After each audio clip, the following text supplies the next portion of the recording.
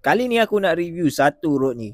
First impression aku bila aku unboxing, memang lawa gila geng rod ni. Brand dari Pure Lu. Rod UL dengan single hand. Pada aku ni adalah rod UL single hand spinning. Panjang dia adalah 4 kaki 5 inci, 2 piece dengan 2/4 lb. Pilihan lain korang boleh tengok dekat sini. Menggunakan teknologi Sigma High Grade Carbon menjadikan rod ni tahan lasak punya.